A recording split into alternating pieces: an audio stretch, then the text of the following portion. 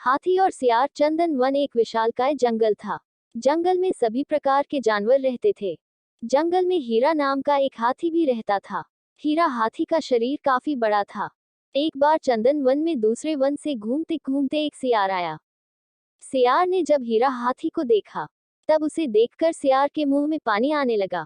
सियार हाथी को खाने के बारे में सोचने लगा और मन ही मन सियार शिकार करने की योजना बनाने लगा। सियार सोचने लगा कि यह हाथी बहुत बड़ा है। अगर मैं इसका शिकार कर लूं, तब मुझे कई दिनों तक भोजन की तलाश में भटकना नहीं पड़ेगा। ऐसा सोचकर सियार हाथी के पास गया और उससे बोला, हाथी दादा, हमारे जंगल में कोई राजा नहीं है। हमारे जंगल के सभी जानवर चाहते हैं कि कोई बड़ा और समझदार जानवर हमारे जंगल का राजा बने। आप बड़े और समझदार दोनों हैं। क्या आप हमारे जंगल का राजा बनना पसंद करोगे? सियार की बात सुनकर हाथी खुश हो गया। उसने राजा बनने के लिए हाँ बोल दिया।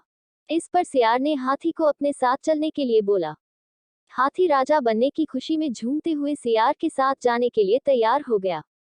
सियार हाथी को ऐसे तालाब में ले गया जिस तालाब में दलदल था। हाथी राजा बनने की खुशी में इतना मस्त था कि वह बिना सोचे तालाब में नहाने उतर गया। जैसे ही हाथी दलदल वाले तालाब में उतरा, हाथी के पैर दलदल में धंसने लगे। उसने सियार से बोला, तुम मुझे कैसे तालाब में ले आए? मेरी मदद करो, मेरे पैर दलदल में धंस गए हैं। हाथी की बात सुनकर सियार जोर जोर से हंसने लगा और हाथी से बोला, मैं तुम्हारा शिकार करना चाहता था, इसलिए मैंने तुमसे राजा बनने की बात का झूठ बोली।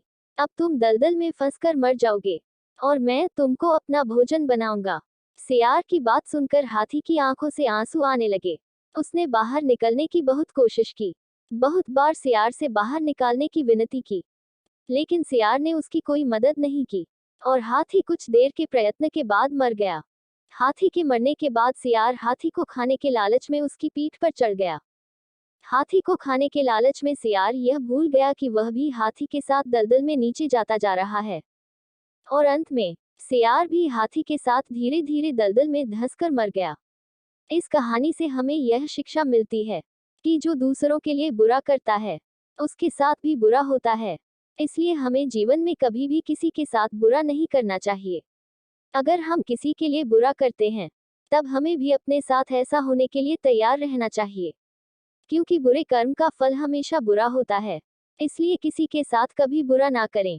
आपको हमारी ये कहानी कैसी लगी और आपने इससे क्या सीखा? हमें कमेंट करके जरूर बताएं।